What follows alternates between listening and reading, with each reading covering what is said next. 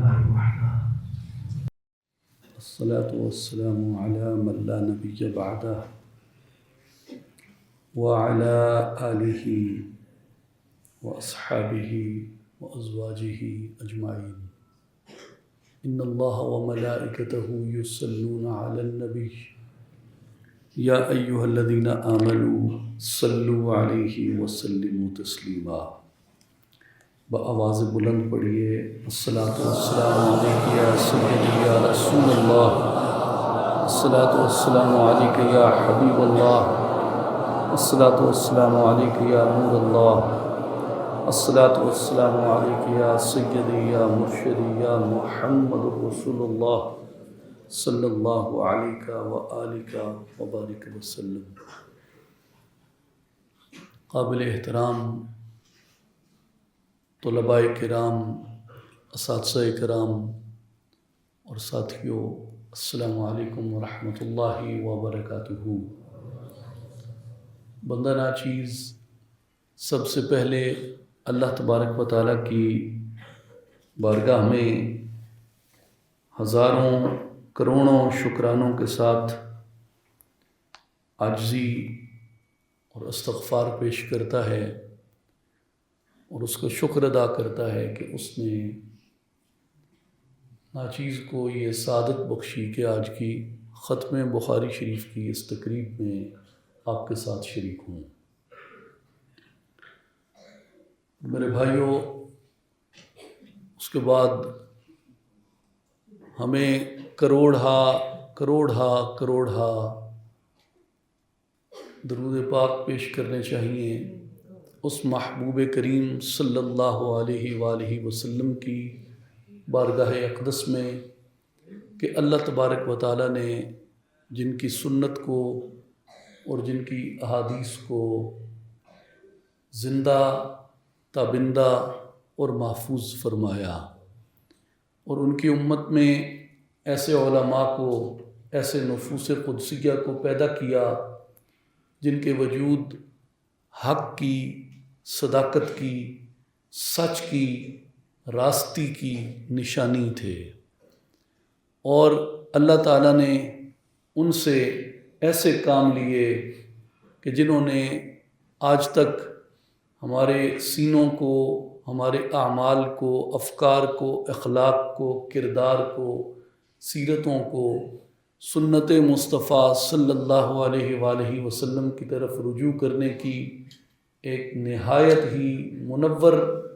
اور نہایت ہی پر نور راہ روشن کر رکھی ہے. اور اس کے ساتھ ہمیں مبارکباد پیش کرنی چاہیے اپنے اساتذہ کرام کی خدمت میں جن کی شب و روز کی محنت سے آج الحمدللہ 40 طلباء اس بابرکت جامعہ جو سلطان العارفین برہان الواصلین حضرت سخی سلطان باہو رحمۃ اللہ علیہ کی درگاہ عالیہ پہ قائم ہے، 40 طلباء فارغ التحصیل ہو رہے ہیں. اور آج جو یہاں پہ مفتی صاحب نے، مفتی محمد مظہر اقبال قادری صاحب نے جو بلیغ اور نہایت ہی جامع خطبہ احادیث مبارکہ کے آداب پر اور اس کی تحصیل پر پیش کیا، وہ ہم سب کے لیے ایک بہت ہی مفید سبق تھا. اور الحمدللہ قرآن مجید کی تلاوت بھی ہمارے لیے ایک روحانی تسکین کا باعث ہوتی ہے. میرے بھائیوں، ہر پھل کا الگ ذائقہ ہوتا ہے، ہر پھل کا الگ ذائقہ ہوتا ہے، ہر عطر کی اپنی خوشبو ہے. تو اس لیے قرآن مجید کی جب تلاوت ہوتی ہے اور قرآن مجید کے ختم کی جب تقریب ہوتی ہے، وہ ایک الگ کیفیت، ایک الگ سرور، ایک الگ چاشنی اور ایک الگ رونق اور ایک الگ تسکین ہوتی ہے. لیکن جو صحیح بخاری شریف کے ختم کی تقریب ہے، بخاری شریف کی جو تلاوت ہے اور اس کے ختم کی جو محفل ہے، اس کی ایک الگ چاشنی، ایک الگ تاثیر، ایک الگ رونق اور ایک الگ طرح کا احساس تمکنت ہوتا ہے اس کے اندر، اور یہ اس لیے ہے کہ قرآن مجید کا جو حافظ ہے، جو محض قرآن مجید کے الفاظ کو حفظ کرتا ہے، بہت سی سعادتیں اپنے سینے میں سمو لیتا ہے، اور لیکن بدقسمتی سے ہمارا کچھ چلن ایسا بن گیا ہے پچھلی کچھ صدیوں سے کہ قرآن کو یاد کرنا رہ گیا ہے، لیکن حرف و معنی سے پڑھنا مفقود ہو گیا ہے۔ اس کے ترجمہ پڑھنا، اس کو سیکھنا، اس کی لغت کو سیکھنا، اس کی ناسخ منسوخ کے، اس کے محکم متشابہ کے، اس کے دیگر احکامات کو جاننا تقریباً مفقود ہو گیا ہے حفاظ میں۔ لیکن بخاری شریف کا جب ختم ہوتا ہے تو اس میں جو بھی آدمی ختم بخاری تک پہنچتا ہے وہ ایک بڑا لمبا علم کا سفر طے کر کے پہنچتا ہے، اور جو پڑھ رہا ہوتا ہے امید واثق اس کے بارے میں یہی ہوتی ہے کہ یہ اس کے صحیح کو صحیح سے، حسن کو حسن سے، ضعیف کو ضعیف سے، اور موضوع کو موضوع سے جانتا ہے، اور اس علم کو اس نے اپنے سینے میں حت الوسع اور حت المقدور سمو لیا ہے، جو اسلاف کا ورثہ ہے۔ اور میں اس موقع پہ نہایت ہی عاجزی سے اپنے حضور مرشد کریم جانشین سلطان الفقر، سرپرست اعلیٰ اصلاحی جماعت و عالمی تنظیم العارفین حضرت سخی سلطان محمد علی صاحب کی بارگاہ اقدس میں بھی عجز و انکسار سے دست بستہ مبارکباد کا بھی اور شکریہ کا بھی عرض گزار ہوں کہ آپ کی سرپرستی میں، آپ کی توجہ سے اور آپ کے ویژن کے مطابق یہ ادارہ الحمدللہ ایک ایسی عظیم دینی، ملی، روحانی، علمی خدمت سر انجام دے رہا ہے جس کی کہ شاید نظیر مشکل سے ملے، اور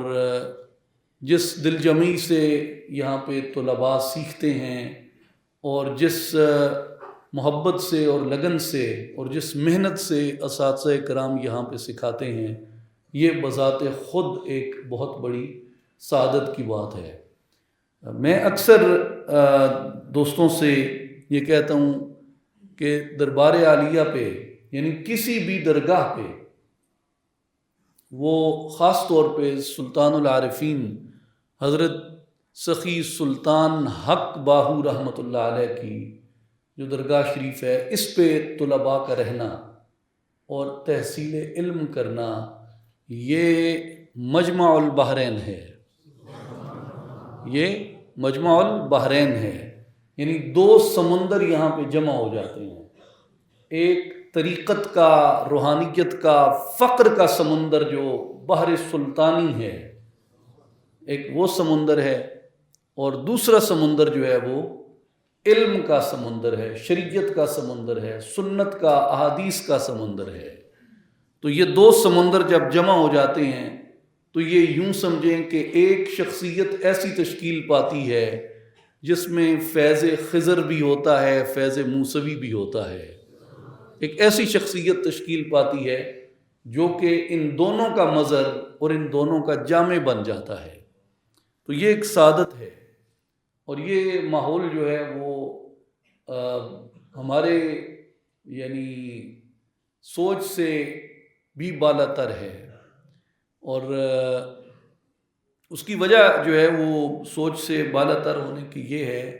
کہ بعض دفعہ جو فیوض اور برکات ہیں وہ غیر محسوس ہوتے ہیں، غیر مرئی ہوتے ہیں، اور غیر مسموع ہوتے ہیں، انہیں سنا نہیں جا سکتا، دیکھا نہیں جا سکتا، محسوس بھی بعض دفعہ نہیں کیا جا سکتا، لیکن وہ بندے کے اوپر اس طریقے سے طاری رہتے ہیں کہ ایک حالہ سا ہوتا ہے جو انسان کی شخصیت کے گرد بن جاتا ہے، اور اس حالے میں جو آ جاتا ہے شاید وہ اتنی کثرت سے اس پہ نزول ہو رہا ہوتا ہے کہ بعض دفعہ ان کیفیات کو وہ محسوس نہیں کرتا، لیکن اولیاء اللہ کا یہ ایک اپنا فیض ہے صوفیاء کا کہ ان کے در اقدس پہ رہنے والے اگر اللہ کا ذکر کرتے رہتے ہیں تو وہ اللہ کے ذکر کرنے والوں کو کبھی بھی اپنے فیض اور فضل سے محروم نہیں کرتے۔ اور علم سیکھنے سے بڑھ کے کیا ذکر ہو سکتا ہے؟ احادیث مبارکہ سیکھنے سے بڑھ کے کیا ذکر ہو سکتا ہے؟ قرآن پاک کو سیکھنے سے بڑھ کے کیا ذکر ہو سکتا ہے؟ حضور علیہ الصلوۃ والسلام کی شریعت کی محافظت کا عزم سینے میں پیدا کرنے سے بڑھ کے کیا ذکر ہو سکتا ہے؟ یہ افضل ترین ذکر ہے میرے دوستو، یہ عملی تعبیر ہے اس کی۔ اور میں آپ تمام ساتھیوں کو بھی بصد احترام، بصد خلوص، بصد ہزار محبت آپ کو بھی تمام 40 طلباء کو مبارکباد پیش کرنا چاہتا ہوں کہ یہ اللہ تعالیٰ کا فضل و کرم ہے، اللہ تعالیٰ کی عنایت ہے آپ پر کہ اس نے آپ کو یہ توفیق عطا فرمائی، اور یہ آپ کے لیے بھی ایک سعادت ہے کہ اس مبارک علم کو آپ نے اپنے سینے میں سمو لیا ہے۔ اور اس کے بعد اب اساتذہ کی جو ذمہ داری ہے وہ کچھ کم ہو گئی ہے، آپ کی ذمہ داری بڑھ گئی ہے۔ جب تک یہ ختم شریف کی محفل نہیں ہوئی تھی، ذمہ داری اساتذہ کے کندھوں پہ تھی کہ انہوں نے کتنا علم آپ کو منتقل کیا ہے۔ اب اس کے بعد جو ذمہ داری ہے وہ آپ پہ ہے کہ جو علم انہوں نے اپنے سینے سے آپ کے سینے میں منتقل کیا، اپنی عقل سلیم سے آپ کی عقل سلیم میں منتقل کیا ہے، آپ اس علم کو اس طرح اپنے سینے میں محفوظ کریں جس طرح ہمارے اسلاف اور اکابر اس پاک علم کو محفوظ کرتے تھے، جس طرح خود حضرت امام بخاری رضی اللہ تعالیٰ عنہ نے اس مبارک علم کو اپنے سینے میں محفوظ فرمایا۔ اور کوئی مثال نہیں دی جا سکتی صحیح بخاری کی، کوئی نظیر پیش نہیں کی جا سکتی حضرت سیدنا امام بخاری رحمۃ اللہ تعالیٰ علیہ کی۔ میں ایک بزرگ سے ملا، شیخ سے ملا، انہوں نے ایک بڑی خوبصورت بات کی۔ ان کا مقدمہ یہ تھا کہ اپنے بچوں کے نام کثرت سے محمد رکھو، کوئی بھی نام رکھیں، بچے کے اول نام جو ہے وہ محمد رکھیں۔ اس کو انہوں نے کہا کہ اس نام میں ایک برکت ہے، ایک تو یہ کہ آقا پاک علیہ السلام کا اسم پاک ہے، اور دوسرا انہوں نے کہا کہ حکمت یہ ہے اس میں کہ اللہ تبارک و تعالی ہمیشہ بڑے کام ایسے اشخاص سے لیتا ہے جن کے اسم میں، جن کے نام میں اسم محمد آتا ہو۔ اس کی انہوں نے 3 مثالیں دی۔ انہوں نے کہا کہ 3 مثالیں میں آپ کو دیتا ہوں۔ حضور علیہ الصلوۃ والسلام کے 800 برس بعد حضرت نبی اکرم صلی اللہ علیہ وآلہ وسلم کی بشارات کے مطابق سلطان محمد الفاتح نے قسطنطنیہ کو فتح کیا، اور حضور نے فرمایا تھا کہ کیا امیر ہوگا وہ امیر، اور کیا جیش ہوگا وہ جیش جو قسطنطنیہ کو فتح کرے گا۔ تو انہوں نے کہا کہ جو فاتح قسطنطنیہ ہے، فاتح اس کا لقب ملا اسے فتح کے بعد، سلطان اس کو لقب ملا تخت پہ بیٹھنے کے بعد، اور اپنا نام اس کا کیا تھا؟ محمد۔ دوسری انہوں نے مثال دی کہ جب فتنے سر چڑھ گئے اور علم جو تھا وہ زیر و زبر ہونے کو تھا، روایت جو تھی وہ ٹوٹنے کو تھی، اور جو ملحدانہ افکار تھے وہ غلبہ پانے کو تھے، اس وقت اللہ تبارک و تعالیٰ نے ایک شخصیت کو رحمت کی بارش بنا کر بھیجا، علم کا سمندر بنا کر بھیجا، جس نے امت کے لیے ظاہر میں بھی اور باطن میں بھی حجت قائم کی، اور جو واقعتاً اسم با مسمہ تھا حجت الاسلام۔ حضرت ابو حامد الغزالی رحمۃ اللہ تعالیٰ علیہ، امام غزالی رحمۃ اللہ علیہ کا جو نام تھا وہ بھی محمد تھا۔ ابو حامد محمد الغزالی۔ اور تیسری مثال انہوں نے دی، انہوں نے کہا کہ قرآن مجید کے بعد جو اصح ترین کتاب ہے، صحیح ترین کتاب ہے اس زمین کے چہرے پہ، صحیح ترین کتاب قرآن مجید کے بعد وہ صحیح بخاری ہے۔ اور سینکڑوں محدثین نے ایسے معیارات قائم کیے جس سے وہ حدیث پاک کو مکمل طور پہ محفوظ کرنا چاہتے تھے، اور ایسے مجموعے مرتب کرنا چاہتے تھے جن میں نقص نہ ہو، شک نہ ہو، شبہ نہ ہو، کامل ترین مجموعے ہوں۔ ہر ایک امام نے کوشش کی، اور اللہ تبارک و تعالی کسی کو بھی، کسی بھی محسن کے اجر کو ضائع نہیں کرتا۔ ان سب کو اس کا اجر ان کی اپنی زندگیوں میں ملا، ان کے بعد بھی ملا، اور آج تک ان کے وہ نسخے اور وہ کتب مبارکہ زندہ ہیں۔ وہ مصنف کی شکل میں تھیں، مسندوں کی شکل میں تھیں، جوامع کی شکل میں تھیں، سنن کی شکل میں تھیں، مستدرک کی شکل میں تھیں، حدیث کی کسی بھی قسم کی شکل میں تھیں۔ اللہ نے سب کو قبولیت دی، اللہ تبارک و تعالیٰ نے سب کو عزت بخشی، اللہ تعالیٰ نے ان کے ناموں کو، اسماء کو حضور کی حدیث کی خدمت کی برکت سے زندہ رکھا۔ لیکن جو صحیح ترین کتاب قرآن مجید کے بعد امت نے قبول کی اور مانی، وہ حضرت امام بخاری رحمۃ اللہ علیہ کی الجامع الصحیح ہے، جسے عرف عام میں ہم صحیح بخاری کہتے ہیں۔ اور امام بخاری رحمۃ اللہ علیہ کا نام جو ہے وہ محمد بن اسماعیل البخاری ہے۔ یعنی 3 شخصیات انہوں نے کہیں، 3 شخصیات کہیں: سلطان محمد فاتح قسطنطنیہ، حجت الاسلام ابو حامد غزالی اسم مبارک محمد، اور حضرت امام بخاری رحمۃ اللہ علیہ اسم مبارک محمد۔ تو اللہ تعالیٰ نے اپنی امت میں جن لوگوں سے عظیم کام لیے ہیں ان کا اسم مبارک محمد ہوتا ہے۔ تو اس لیے انہوں نے کہا کہ کثرت سے بچوں کے نام جو ہیں وہ محمد رکھیں، کہ کیا پتہ اللہ تعالیٰ کس بچے کو اپنے وقت کا محمد الفاتح بنا دے، اپنے وقت کا محمد الغزالی بنا دے، اپنے وقت کا محمد البخاری بنا دے۔ اس لیے اسم محمد کی برکت ہے جو، اور اسم محمد کی وہ صفات ہیں، اسم محمد کے وہ انوار ہیں جو حضرت امام بخاری رحمۃ اللہ علیہ کی شخصیت میں جمع نظر آتے ہیں۔ تو میں یہ عرض کرنا چاہتا تھا اس سے کہ نام کی کیسی برکت ہے۔ حضرت امام بخاری رحمۃ اللہ علیہ کو جو اللہ تعالیٰ نے عطا فرمائی، اور ویسے تاریخ میں معطا امام مالک کو صحیح ترین کتاب بھی کہا گیا ہے کتاب اللہ کے بعد۔ امام شافعی رحمۃ اللہ علیہ کی زندگی تک چونکہ بخاری شریف مرتب نہیں ہوئی تھی، بخاری شریف مرتب ہوئی ہے حضرت امام شافعی رحمۃ اللہ علیہ کے بعد، کیونکہ امام بخاری خود بھی منہج شافعیہ پہ تھے۔ تو امام بخاری رحمۃ اللہ علیہ سے قبل جو حدیث کا صحیح ترین مجموعہ تصور کیا جاتا تھا وہ معطا امام مالک تھی، اور امام شافعی رحمۃ اللہ علیہ کا بھی یہی قول ہے کہ صحیح ترین کتاب قرآن مجید کے بعد معطا امام مالک ہے۔ اس کے بعد دوسری کتاب جسے امام بخاری رحمۃ اللہ علیہ کی الجامع الصحیح کے مقابلے میں صحیح شمار کیا جاتا رہا،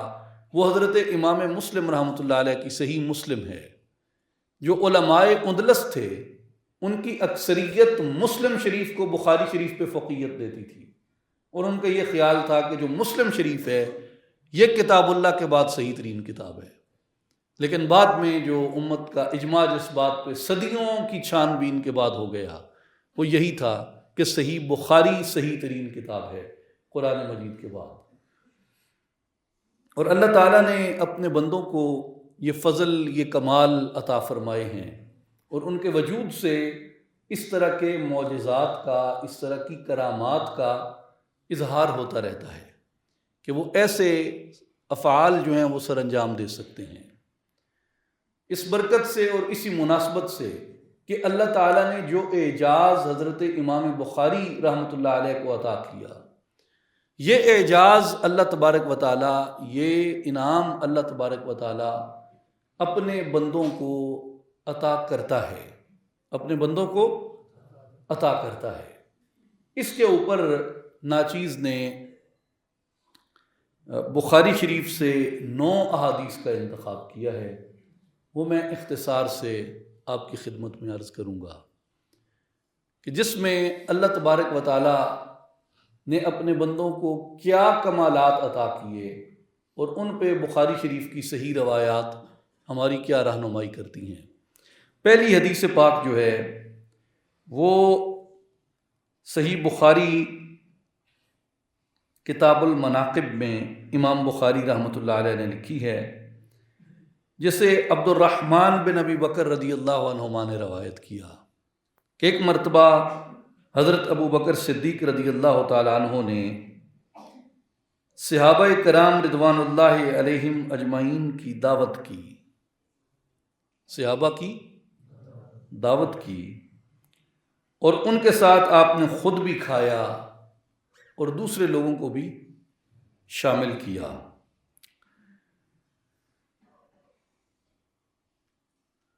لا يرفعون لقمة الا ربا من اسفلها اکثر منها،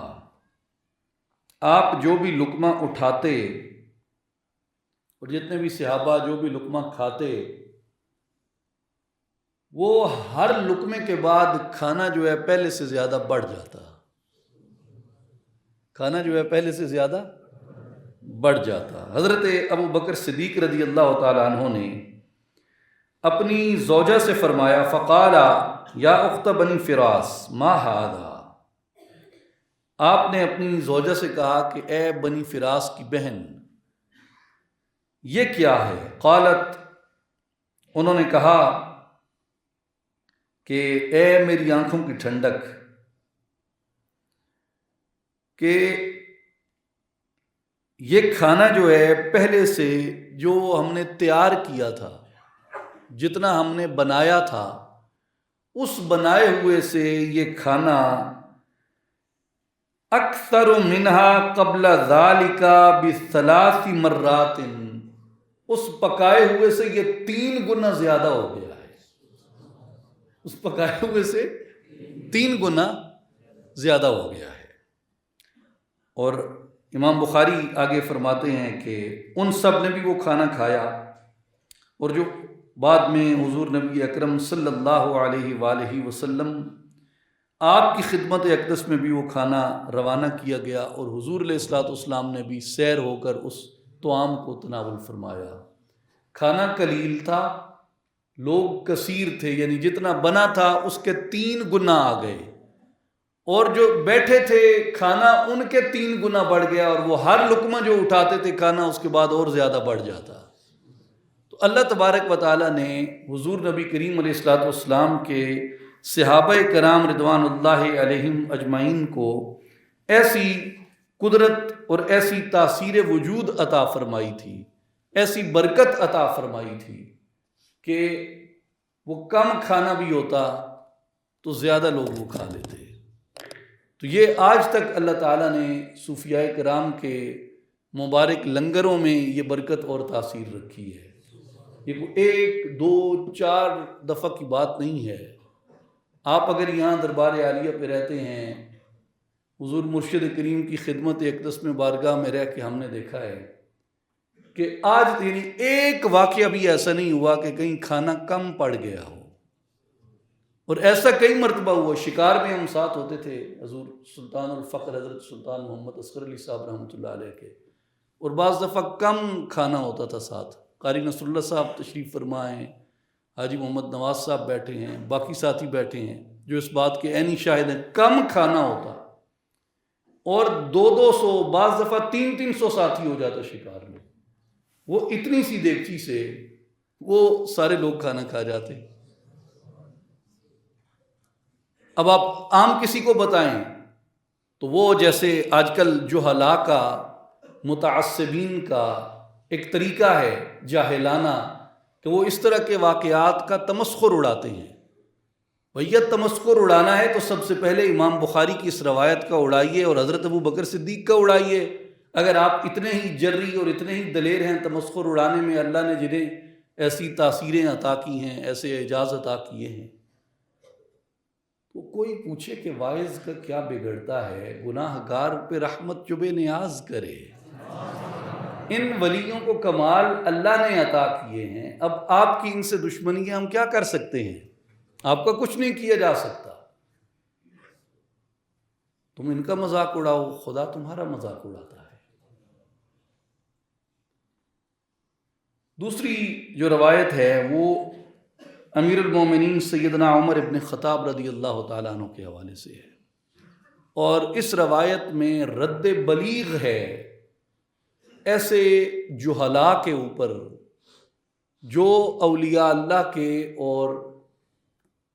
اس طرح کی جلیل القدر ہستیوں کے اوپر اللہ کے ہونے والے انعام کا انکار کرتے ہیں،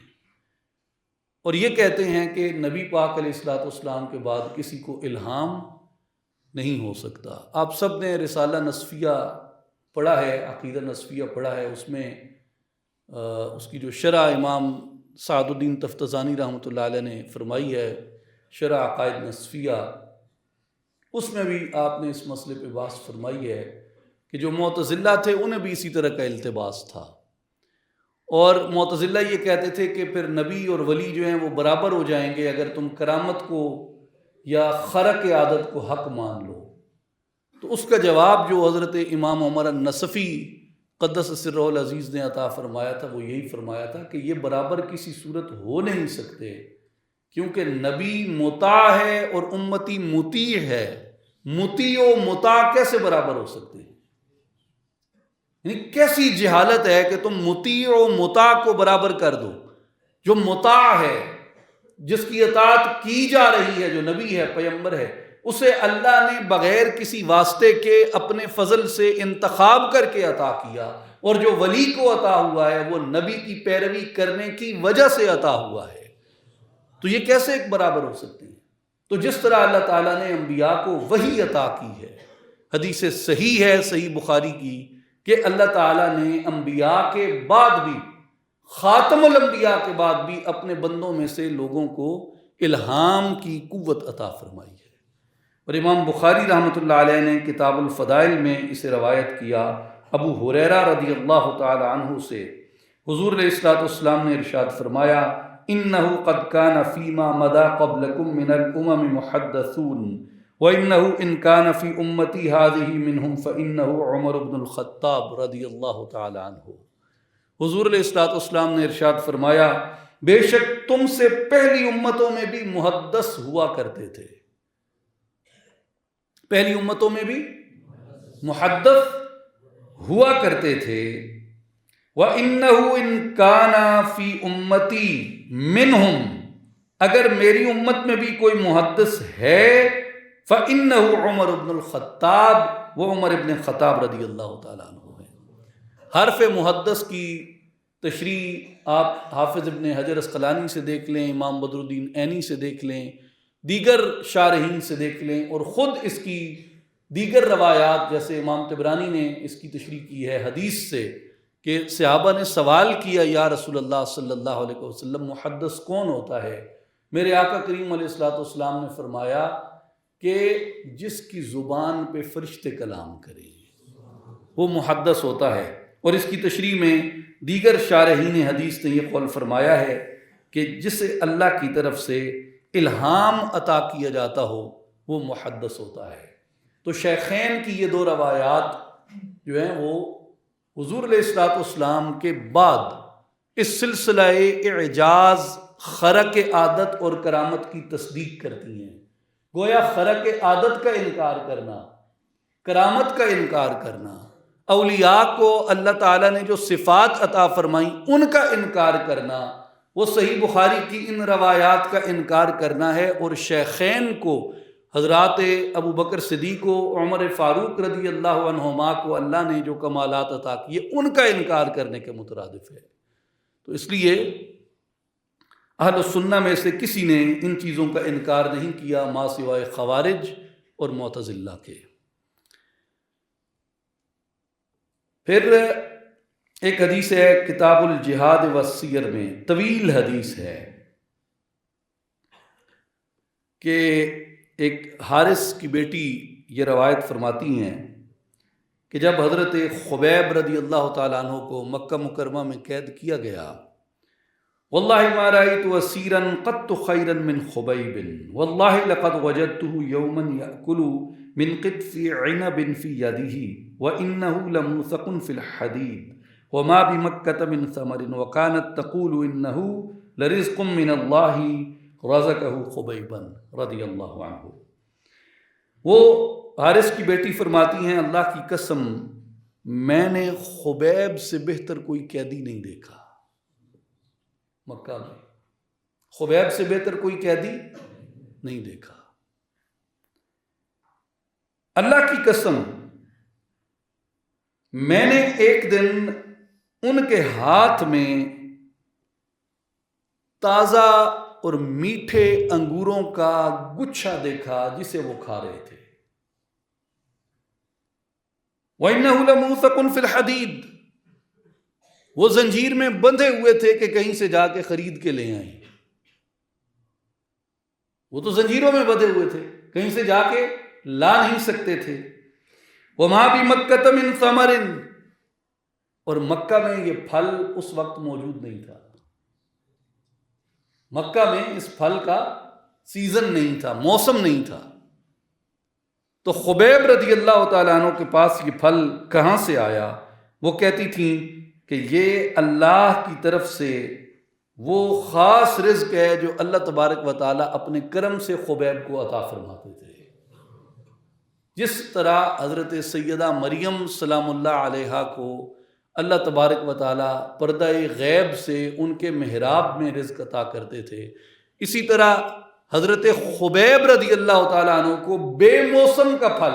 زنجیروں میں جکڑے ہوئے ہیں، قید کے اندر پڑے ہیں، حضرت خبیب کو اللہ اس طرح کا پھل عطا کرتا تھا۔ تو اللہ تعالیٰ سے جو لوگ لو لگا لیتے ہیں، یہ صحابہ کرام سے میں مثالیں عرض کر رہا ہوں، یعنی حضرت عمر کی، حضرت ابو بکر صدیق کی، حضرت خبیب رضی اللہ تعالیٰ عنہ کی، اور روایات کس کی ہیں؟ حضرت امام بخاری رحمۃ اللہ تعالیٰ علیہ کی۔ اگلی روایت جو ہے وہ امام بخاری رحمۃ اللہ علیہ نے کتاب البیوع میں نقل فرمائی ہے، جو اکساتی ہے ہمیں صالحین کی صحبت ڈھونڈنے پہ، کہ جس طرح مولانا رومی رحمۃ اللہ علیہ سے منسوب یہ شعر ہے کہ صحبت صالح ترا صالح کند، صحبت طالع ترا طالع کند، اچھی صحبت تمہیں اچھا بنا دے گی، بری صحبت تمہیں برا بنا دے گی۔ تو صحبتیں اثر رکھتی ہیں، صحبتیں تاثیر رکھتی ہیں۔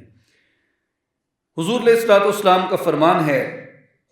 مثل الجلیس الصالح والجلیس السوء کمثل صاحب المسک وکیر الحداد، نیک ساتھی اور برے ساتھی کی مثال کستوری بیچنے والے عطار اور لوہار کی سی ہے۔ لا يعلمك من صاحب المسك اما تشتریہ او تجد ریحہ،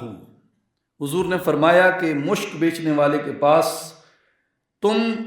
دو اچھائیوں میں سے ایک نہ ایک کو ضرور پالو گے، اول تو اس سے مشک خرید لو گے، خوشبو خرید لو گے، اگر خوشبو نہیں بھی خریدو گے تو خوشبو کے کچھ جھونکے پالو گے۔ اور حضور نے فرمایا وکیر الحداد یحرق بدنک او ثوبک او تجد منہ ریحا خبیثۃ،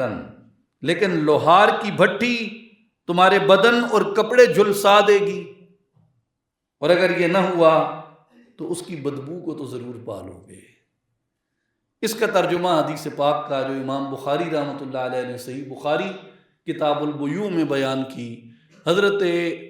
عارف کھڑی رومی کشمیر میاں محمد بخش رحمۃ اللہ تعالی علیہ نے فرمایا کہ چنگے بندے دی صحبت یارو وانگ دکان اتاراں، سودا بھاویں مول نہ لئیے ہلے آن ہزاراں، گندے بندے دی صحبت یارو وانگ دکان لوہاراں، کپڑے بھاویں کنج کنج بئیے چڑگاں پین ہزاراں۔ اس لیے جو اولیاء کی صحبت تلاش کرنا، نیک لوگوں کی صحبت تلاش کرنا، بیناؤں کی صحبت تلاش کرنا تمہیں بینا بنا دے گی، اور جہلاء کی، متعصبین کی، فرقہ پرستوں کی، ملوکیت پرستوں کی، یزیدیت پرستوں کی صحبت اختیار کرنا وہ اسی طرح متعصب بنا دے گی، فرقہ پرست بنا دے گی، یزید پرستی سکھا دے گی اور ملوکیت پرستی سکھا دے گی۔ تو اس لیے اولیاء کی اور صالحین کی اور نیک لوگوں کی اور اہل اعتدال، اہل محبت کی، اہل ولایت کی اور اہل عظمت و رفت کی صحبت اختیار کرو۔ ایک حدیث پاک امام بخاری رحمۃ اللہ علیہ نے صحیح بخاری کتاب التوحید میں بیان فرمائی، جسے حضرت ابو ہریرہ رضی اللہ عنہ نے بیان کیا۔ حضور علیہ الصلوۃ والسلام نے ارشاد فرمایا، وَإِن تَقَرَّبَ إِلَيَّ بِشِبْرٍ تَقَرَّبْتُ إِلَيْهِ ذِرَاعًا وَإِن تَقَرَّبَ إِلَيَّ ذِرَاعًا تَقَرَّبْتُ إِلَيْهِ بَاعًا وَإِن أَتَانِي يَمْشِي آتَيْتُهُ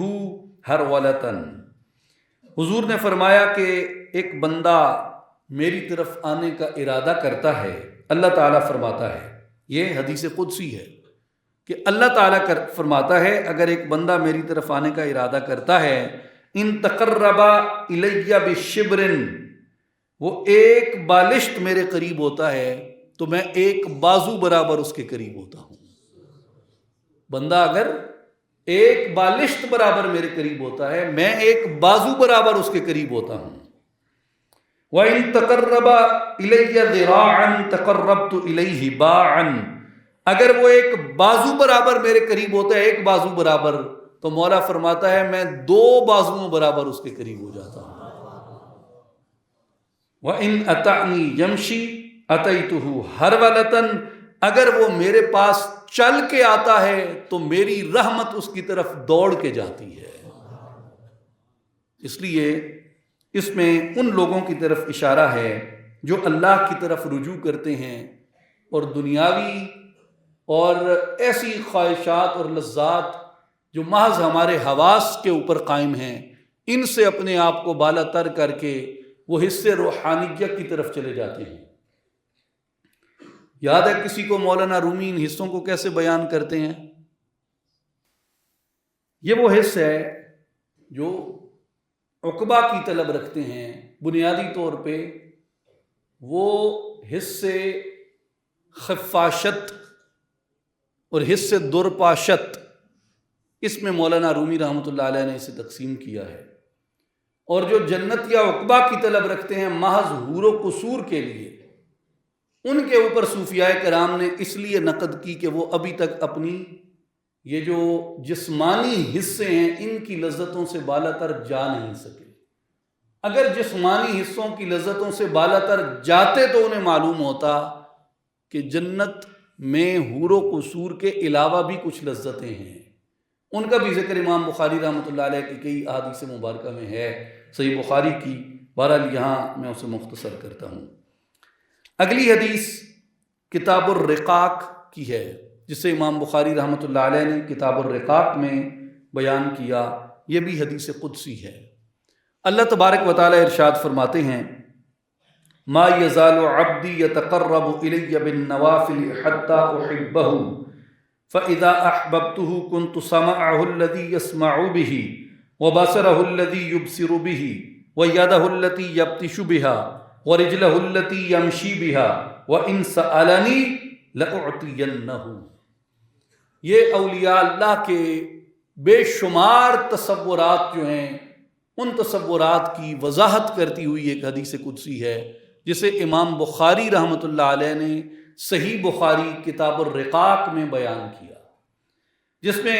جس کا ترجمہ یہ ہے کہ اللہ تعالیٰ فرماتا ہے میرا بندہ فرض عبادت کے بعد جب نفلی عبادت کے ذریعے میری طرف رجوع کرتا ہے، یعنی فرض عبادت ہو گئی شریعت مطہرہ کے ظاہر احکام کی پابندی، سب کچھ اس میں آ جاتا ہے، جیسے وضو ہے، روزہ ہے، نماز ہے، دیگر مسائل ہیں، احکام ہیں، ان پہ عمل کرنے کے بعد جو بندہ ذکر کے ذریعے میری طرف آتا ہے، جو ذکر ہے یہ نفلی عبادت ہے، یعنی جو ہم تصور اسم اعظم کرتے ہیں، ذکر اللہ فرض ہے، مگر اس ترتیب میں کرنا یہ نفلی عبادت ہے۔ ویسے تو نماز بھی ذکر ہے، اس لیے آپ کوئی بھی فرض عبادت کر رہے ہیں آپ ذکر ہی کر رہے ہیں۔ تو ذکر اللہ جب فرض ہے، نماز پڑھی آپ نے، فرض عبادت کر لی، ذکر تو آپ نے اس میں کر لیا، جو فرض کا حکم ہے وہ آپ نے پورا کر لیا۔ نفل جو ہے وہ شوق ہے، لگن ہے، مزید اس کی طرف سعی کرنا، مزید اس کی طرف جانا ہے۔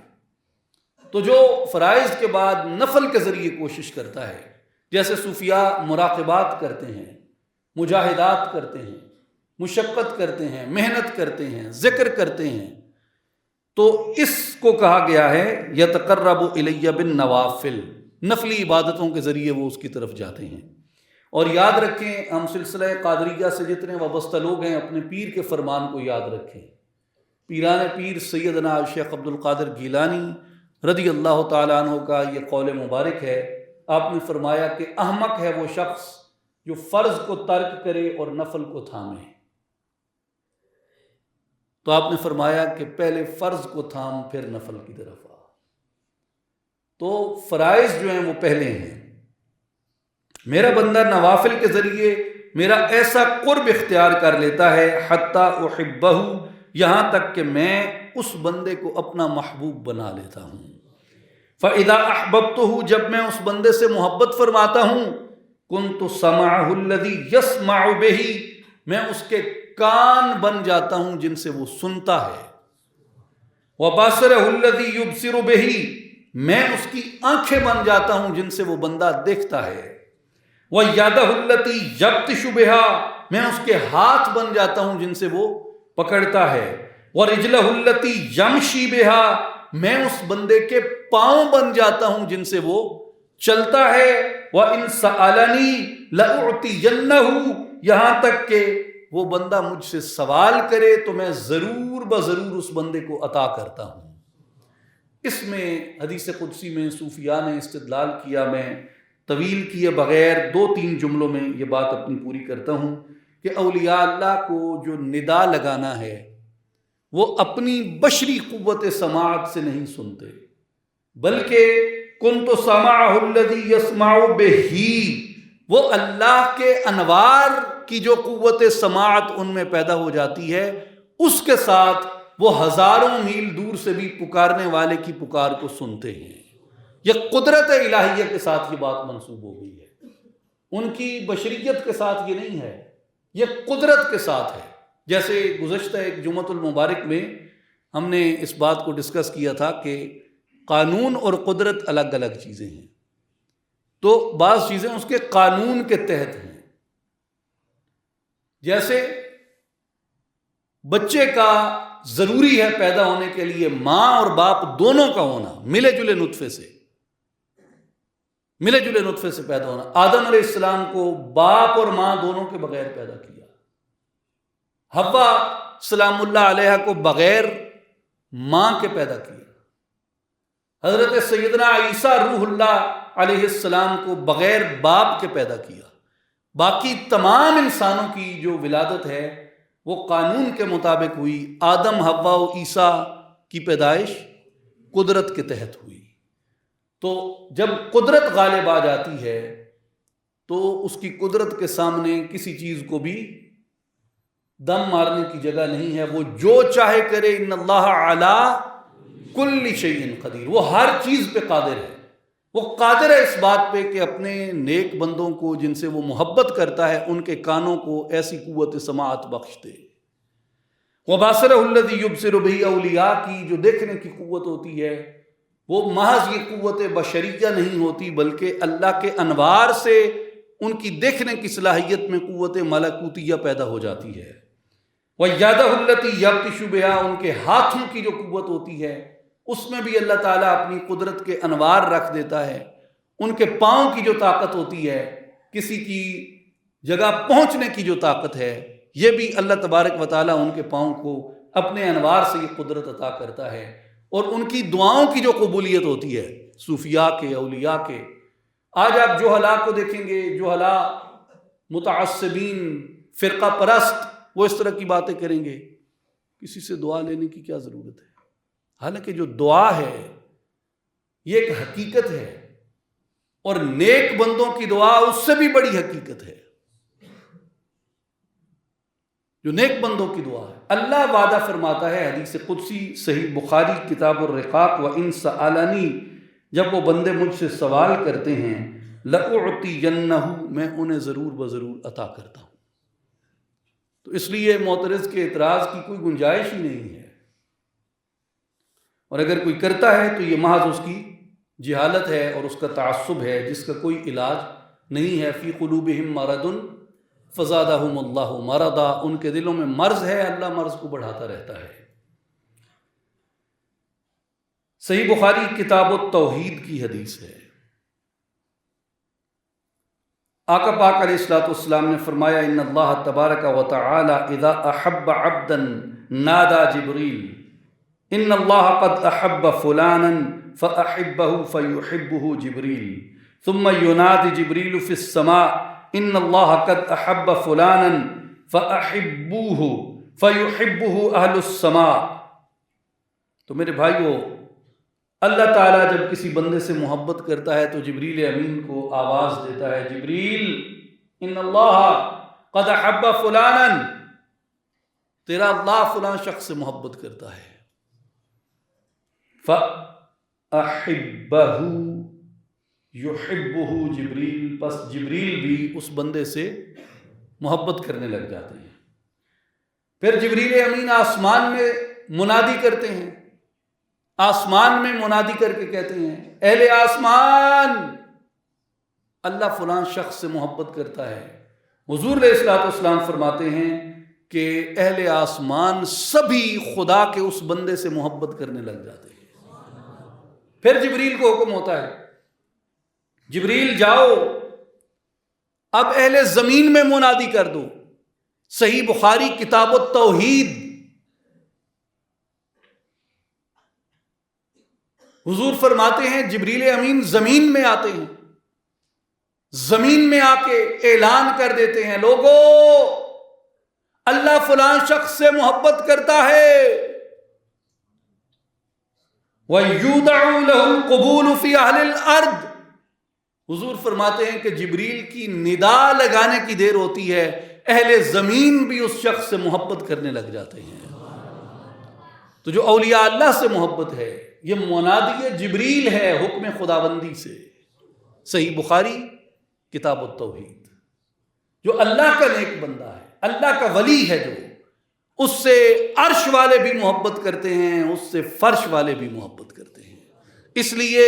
کہ عرش و فرش کا مالک اس بندے سے محبت کرتا ہے۔ اور جو لوگ اولیاء اللہ سے دشمنی رکھتے ہیں، ان کے لیے صحیح بخاری میں ایک حدیث ہے، صحیح بخاری کتاب الرقاق، حضور علیہ الصلوۃ والسلام نے ارشاد فرمایا، من عادى لی ولیا فقد اذنته بالحرب، پس جس نے میرے ولی کے ساتھ دشمنی کی میں اس سے اعلان جنگ کرتا ہوں۔ اس پہ محدثین نے، حافظ ابن حجر اسقلانی کی فتح الباری میں آپ کبھی پڑھیں، بڑی دلچسپ انہوں نے بحث کی۔ انہوں نے کہا کہ جنگ تو اس سے کی جاتی ہے جو ہم پلہ ہو، جنگ اس سے کی جاتی ہے جو ہم پلہ ہو۔ تو جب خدا کہتا ہے میں اعلان جنگ کرتا ہوں، اور ایک طرف وہ یہ اعلان کرتا ہے وَلَمْ يَكُنْ لَهُ كُفُوًا أَحَدٌ، اس کا ہمسر کون ہو سکتا ہے؟ تو وہ فرماتے ہیں کہ اس اعلان جنگ کا مطلب یہ ہے کہ وہ بندے، یقینی بات ہے کہ خدا کے ہم پلہ نہیں ہیں، تو لہٰذا جنگ نہیں ہوگی، محض ہلاکت ہوگی ان کے لیے جو اولیاء اللہ سے دشمنی رکھتے ہیں۔ ایمان کی سطح پہ ایمان کی ہلاکت، قبر میں ہلاکت، آخرت میں ہلاکت کن لوگوں کے لیے؟ جو اللہ کے ولیوں سے دشمنی رکھتے ہیں، اللہ کے نیک بندوں سے جو لوگ دشمنی رکھتے ہیں۔ صحیح بخاری کتاب الرقاق۔ پھر آئیں آخری حدیث پاک نامی جو میں عرض کرنا چاہتا ہوں، یہ آج کل ہر بات پہ لوگ شرک کا فتویٰ لگاتے ہیں،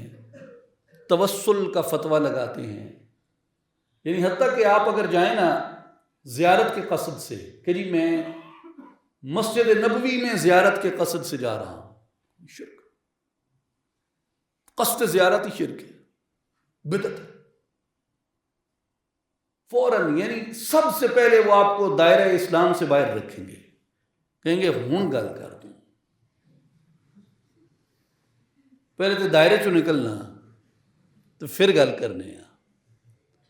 اب یار آپ نے دائرہ ہی ایسا لگا دیا، اب بات ہو کیا سکتی ہے؟ اور اتفاق ہے، امام بخاری رحمۃ اللہ علیہ نے اس حدیث کو نقل ہی کتاب التوحید میں کیا کہ کسی کو توحیدیوں کے عقیدے میں شک نہ رہے کہ توحیدی کون ہیں۔ توحیدی وہ ہیں جو اللہ سے محبت کرتے ہیں اور اللہ کی محبت میں اس کے نیک بندوں سے محبت کرتے ہیں، اللہ کی محبت کی تلاش میں قصد سفر کرتے ہیں، نیک مقامات کو تلاش کرتے ہیں، نیک بندوں کو تلاش کرتے ہیں، اس لیے کہ نیک لوگوں کی صحبت نفع دیتی ہے محبت الہی کا، نیک لوگوں کی صحبت نفع دیتی ہے محبت الہی کا۔ اس لیے حضور غوث پاک شیخ عبد القادر جیلانی رحمۃ اللہ علیہ نے فرمایا کہ جب تک نیکوں کے ساتھ نہیں بیٹھے گا نیک نہیں ہو سکتا۔ علامہ اقبال نے اسی قول شیخ کو اس طرح ترجمہ کیا، نیک ہونے کے لیے نیکوں کی صحبت چاہیے، نیک ہونے کے لیے نیکوں کی صحبت چاہیے۔ یہ کتاب التوحید میں حدیث ہے ابو سعید خدری رضی اللہ تعالی عنہ سے۔ حضور علیہ الصلوۃ والسلام نے فرمایا کچھ لوگ قیامت کے دن نجات پا جائیں گے، بعض لوگ دوزخ میں گرا دیے جائیں گے۔ حضور نے فرمایا کچھ مومنین اللہ کی بارگاہ میں جھگڑا کریں گے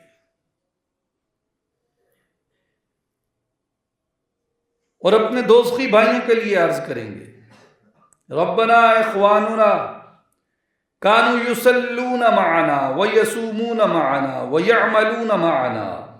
اے ہمارے رب ہمارے بھائی بھی وہ لوگ ہیں جو دوزخ میں پڑے ہیں، ان میں سے بعض وہ ہیں ہمارے ساتھ نمازیں پڑھتے، ہمارے ساتھ روزے رکھتے، ہمارے ساتھ نیک اعمال کرتے۔ اللہ تعالیٰ فرمائے گا اذهبوا فمن وجدتم في قلبه مثقال دینار من ایمان فاخرجوه، اللہ تعالیٰ فرمائے گا جاؤ دوزخ میں جس کے دل میں دینار کے برابر ایمان ہو اسے نکال کے لے آؤ۔ وَيُحَرِّمُ اللَّهُ صُوَرَهُمْ عَلَى النَّارِ فَيَأْتُونَهُمْ، اللہ تعالیٰ ان کی صورتوں پر دوزخ حرام کر دے گا۔ جب وہ ولی جائیں گے نا دوزخ میں، اب یہ قانون اور قدرت، قانون کیا ہے؟ جو بھی دوزخ میں جائے گا وہ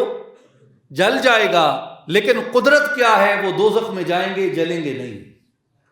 وَيُحَرِّمُ اللَّهُ صُوَرَهُمْ عَلَى النَّارِ، اللہ تعالیٰ ان کے چہروں پر آگ حرام کر دے گا۔ باقی جل رہے ہوں گے، یہ جائیں گے تو نہیں جلیں گے، باقی جل رہے ہوں گے، یہ جائیں گے اولیاء اللہ تو یہ دوزخ میں نہیں جلیں گے۔ اس لیے حضرت سلطان العارفین فرماتے ہیں لکھاں نوں بھو دوزخ والا ایک نت بہشتوں رستے ہو، اللہ ان کی صورتوں پر دوزخ حرام کر دے گا۔ وہ دوزخ میں آئیں گے وَبَعْضُهُمْ قَدْ غَابَ فِي النَّارِ إِلَىٰ قَدَمِهِ وَإِلَىٰ أَنْصَافِ سَاقَيْهِ فَيُخْرِجُونَ مَنْ عَرَفُوا،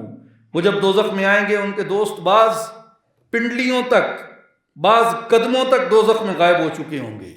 وہ جس کے سینے میں دینار جتنا ایمان دیکھیں گے اسے نکال کے لے جائیں گے۔ اللہ تعالیٰ فرمائے گا آ گئے ہو جاؤ جنتے، آ گئے ہو آ گئے ہیں جاؤ جنت جاؤ، مجھ سے کٹ کے لے آئے ہو تو کیسے نالے نہیں مولا یہ تو اسی او کڈ لے آندے جنہیں چ دینار جتنا ایمان سی، کچھ کمزور ایمانہ دے سن ساڑے نال، انہوں نے کنے چھڑ دئیے، انہوں نے کنے چھڑ دئیے۔ اللہ تعالیٰ فرمائے گا اذهبوا فمن وجدتم في قلبه مثقال نصف دینار فاخرجوه، جے دے دل دے اندر توانوں ادھے دینار جتنا ایمان نظر آندا ہے وہی کٹ کے لے آؤ۔ نصف دینار، وہ نصف دینار جتنے وہ پھر دوزخ میں جائیں گے. اور اللہ صحیح بخاری کتاب التوحید کی حدیث ہے، وہ دوزخ میں جائیں گے مگر دوزخ انہیں جلائے گا نہیں. وہ ان لوگوں کو نکال کے لے آئیں گے جن کے سینوں میں آدھے دینار جتنا ایمان ہوگا، آدھے دینار جتنا. پھر وہ آ جائیں گے، جیسے وہ آدھے دینار والوں کو نکال کے لائیں گے، اللہ تعالیٰ فرمائے گا آ گئے ہو، جاؤ جنتے. کہیں گے مولا نہیں، مولا نہیں. ساڈے کچھ ہور دوست نے جڑے ساڈے نال نیک عمل کردے سن، ساڈے نال دے سن، مولا انہیں چ دینار تو ہی گھٹ ایمان سی تے انہیں چ ادھے دینار تو ہی گھٹ ایمان سی، لیکن تو جب تک انہوں نے بھی نہیں چھڑدا اسی بھی جنت نہیں جانا. ایک نت بہشتوں رس دے، وہ بہشت سے روٹ کے کھڑے ہوں گے، نہیں جانا. ساڑھے نال دے چھڑ پہلے انہوں نے بخش دے. تیری رحمت تے کی خسارہ ہے، تیری رحمت تے کی خسارہ ہے، تو چھڑ دے انہوں نے. اللہ تعالیٰ فرمائے گا اذهبوا، چلو پھر جاؤ، پھر جاؤ دوزخ. وجدتم من قلبه مثقال ذرة من ایمان فاخرجوه. اللہ فرمائے گا جن کے دلوں میں دینار سے بھی کم، آدھے دینار سے بھی کم، ایک معمولی ذرے جتنا ایمان ہے اسے بھی نکال کے لے آؤ. صوفیاء جائیں گے، اولیاء جائیں گے، وہ اللہ کے نیک بندے جائیں گے، وہ مومنین جائیں گے، جس کے سینے میں آدھے دینار جتنا ایمان ہوگا اسے بھی نکال کے لے آئیں گے. تو دوستو یہ کس چیز کا نفع ملا انہیں؟ صحیح بخاری کتاب التوحید کی حدیث سے انہیں صحبت اولیاء کا نفع ملا، اولیاء کے قرب کا نفع ملا، اولیاء کی معیت کا نفع ملا، ان کے ساتھ نیک اعمال کرنے کا، ان کے ساتھ اللہ کی راہ میں چلنے کا نفع ملا. کون کہتا ہے اولیاء کی صحبت نفع نہیں دیتی؟ صحیح بخاری کتاب التوحید کی حدیث ہے. توحید تے خراب ہو سکتی نہیں نا، گارنٹی ہے. کیوں کہ امام بخاری نے اسے جہاں پہ رکھا ہے وہ توحید سے منسوب ہے اور یہ خدا کی رحمت سے منسوب ہے. میرے دوستو آخری نکتہ اس حدیث کا میں عرض کر دوں، پھر گفتگو کو ختم کرتے ہیں، جو کہ آپ کے دل کا اس وقت شدید مطالبہ ہے. اور وہ یہ ہے کہ آپ یہ دیکھیں کہ اللہ تعالیٰ قیامت کے دن صداقت کا کیسا معیار قائم کر دے گا. وہ جیسے ہم کہتے ہیں نا dead honest, they will remain dead honest with the commandment, کہ وہ کہے گا دینار والوں کو نکال کے لاؤ. وہ اپنے میرٹ سے نہ تجاوز کریں گے نہ کمی کریں گے، جن میں ایمان دینار جتنا ہوگا صرف انہیں لائیں گے. جب حکم ہوگا نصف دینار کا، وہ ساتھ نصف دینار والوں کو اس وقت لائیں گے. جب حکم ہوگا ذرے والوں کا، اس وقت وہ ذرے والوں کو لائیں گے. پہلی بات اس سے یہ ایک نقطہ اخذ ہوتا ہے کہ مومنین جو ہیں وہ حکم الہی کی اس قدر پاسداری کرتے ہیں کہ ذرے، نصف اور پورے کا مکمل لحاظ رکھتے ہیں، اس میرٹ پہ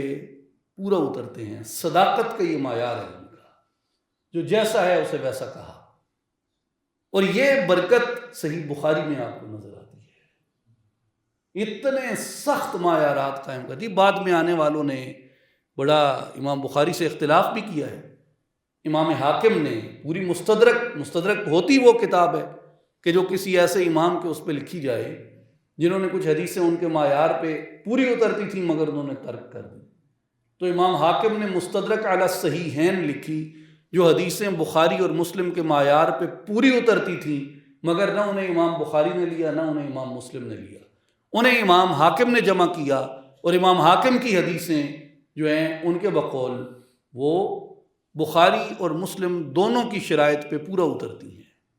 پھر بعد میں خیر حاکم پہ بھی ایک الگ بحث ہے کہ غالباً یہ بحث کی گئی کہ امام حاکم جو ہیں وہ حدیثوں کو صحیح کہنے میں زیادہ انہوں نے سخاوت کا مظاہرہ کیا اور بعض موضوع روایات کو بھی انہوں نے صحیح کہا۔ تو اس پہ حافظ ذہبی رحمۃ اللہ تعالیٰ علیہ نے مستدرک کے اوپر انہوں نے جو اپنی نقد کی ہے اس میں انہوں نے ہر حدیث کی تخصیص کر دی کہ یہ صحیح ہے، یہ حسن ہے، یہ ضعیف ہے، یہ موضوع ہے۔ تو بہرحال بکثرت احادیث جو ہیں مستدرک علی الصحیحین میں وہ صحیح ہیں۔ تو اس لیے حضرت امام بخاری رحمۃ اللہ علیہ نے، امام مسلم نے جو جہاں پایا، جیسا پایا، جتنا پایا اس کو اسی طرح بیان کر دیا۔ اب یہ معیار اگر صداقت کا ہو تو ایمان کی علامت اور ایمان کی نشانی ہے۔ اس لیے دوسری بات اس سے یہ اخذ ہوتی ہے کہ ان اولیاء کو اللہ نے ایسی بصیرتیں دی ہیں وہ سینے میں ایمان کی پیمائش کر لیتے ہیں، سینے میں ایمان کی پیمائش کر لیتے ہیں کہ دے دل دینار جتنے، کہ دے دل ادھے دینار جتنے، کہ دے دل ذرے برابر ہے۔ ولیوں کی آنکھوں پہ کوئی چیز پوشیدہ نہیں ہوتی یا قیامت کے دن پوشیدہ نہیں ہوگی۔ اللہ تعالیٰ کی عطا سے وہ سینوں میں جھانک لیں گے یا جھانک لیتے ہیں، جیسا کہ اس دنیا میں بھی وعدہ ہے اس کا کہ میں ان کی آنکھ بن جاتا ہوں جس سے وہ دیکھتے ہیں۔ تو جس کی آنکھ میں خدا کا نور آ جاتا ہے تو ان کی آنکھوں کے سامنے کوئی اوٹ نہیں رہتی، کوئی پردہ نہیں رہتا، کوئی نقاب نہیں رہتا، کوئی حجاب نہیں رہتا۔ وہ سینوں کے اندر بھی آئینوں کی طرح جھانک لیتے ہیں۔ تو میرے دوستوں اور بزرگوں، بھائیوں اور ساتھیوں، یہ صحیح بخاری سے چند وہ احادیث تھیں جو ناچیز نے برکت کے لیے آج کے اس ختم بخاری شریف کی تقریب میں عرض کرنا اس لیے مناسب سمجھی کہ ہم ایک عارف کامل کی قرب میں بیٹھے ہیں اور یہ دیکھیں کہ ان بزرگوں کی، ان اولیاء اللہ کی جو تعلیمات ہیں ان کا کتب صحاح میں کیا ذکر ہے، اور امام بخاری رحمۃ اللہ علیہ نے جو احادیث مبارکہ نقل فرمائی ہیں ان سے منہج حق باہو ہم کیسے تلاش کرتے ہیں۔ تو ہم کیا تلاش کرتے ہیں، انہوں نے ہی ہمیں ان احادیث سے روشناس کروایا ہے جو آپ کی کتب مبارکہ کے ایک ایک صفحے پہ پھیلی ہوئی ہیں۔ میں آپ سب کو بھی بار دیگر مبارکباد پیش کرتا ہوں، آپ کے والدین کو، آپ کے سابق اساتذہ کو، آپ کے بہن بھائیوں کو، عزیز و اقارب کو مبارکباد دیتا ہوں، اور دعا گو ہوں کہ اللہ تعالیٰ آپ کے وجود مسعود کو اس امت کے لیے رحمت بنائے اور آپ سے کوئی تفرقہ نہ پھوٹے، آپ سے کسی کو تکلیف نہ ہو، آپ سے اللہ تعالیٰ دین کے علم کو تقویت بخشے، آپ سے اللہ تبارک و تعالیٰ علم حدیث کو تقویت بخشے، اور آپ سے اللہ تعالیٰ وہ خدمت لے جو اس نے ہر زمانے میں جلیل القدر محدثین سے لی ہے، اور اللہ تعالیٰ اسلاف کی اس شمع روشن کو مزید روشن فرمائے اور اس کی حفاظت فرمائے۔ ان اللہ و ملائکتہ یصلون علی النبی یا ایھا الذین آمنوا صلوا علیہ وسلموا تسلیما۔ اللہم صل علی سیدنا و مولانا محمد وعلی آل محمد وبارک وسلم، وآخر دعوانا ان الحمد للہ رب العالمین۔